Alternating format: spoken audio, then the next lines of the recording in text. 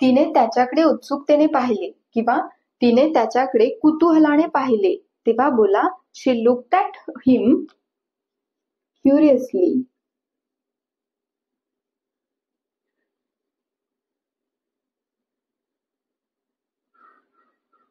क्युरियसली उत्सुकतेने. शी looked at हिम क्युरियसली. तिने त्याच्याकडे उत्सुकतेने पाहिले. जर तुम्हाला इथे बोलायचं आहे तिने ड्रेसकडे उत्सुकतेने पाहिले, नवीन ड्रेस आणला आहे म्हणून तिने ड्रेसकडे उत्सुकतेने किंवा कुतूहलाने पाहिले तेव्हा बोला she looked at dress. She looked at dress क्युरियसली.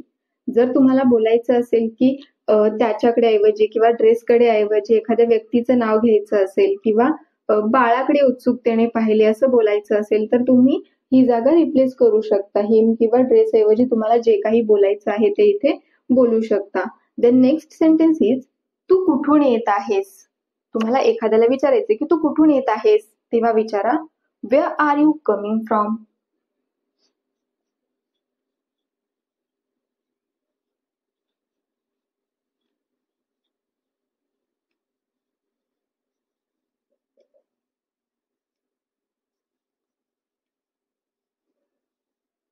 Wear are you coming from. तू कुठून येत आहेस. नेक्स्ट कृपया फोन खाली ठेव. Please put the phone down. Please put the phone down.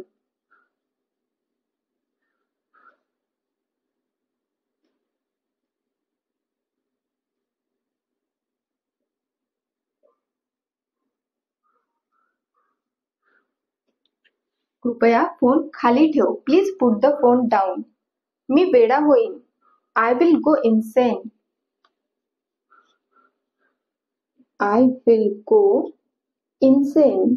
Insane means वेडा or you can say crazy.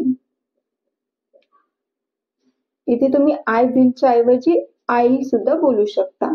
I will go insane or you can say I will go crazy or you can say I'll go insane or you can say I'll go crazy. Next sentence. तिला तुला उठवायचे होते. She wanted to wake you up. She wanted to wake you up.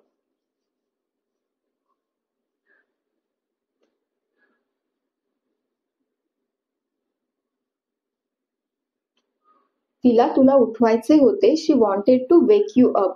Then next sentence. तिला तुला उठवायचे नव्हते. हे नकारात्मक सेंटेन्स आहे तेव्हा बोला she didn't want to wake you up. She didn't want to wake you up.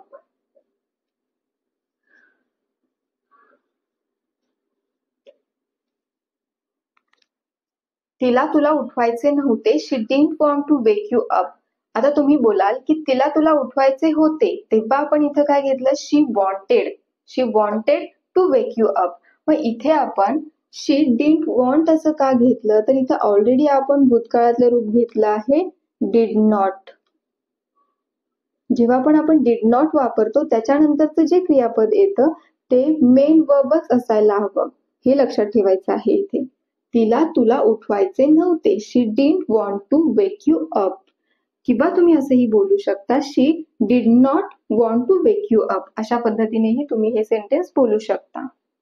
Thanks for watching.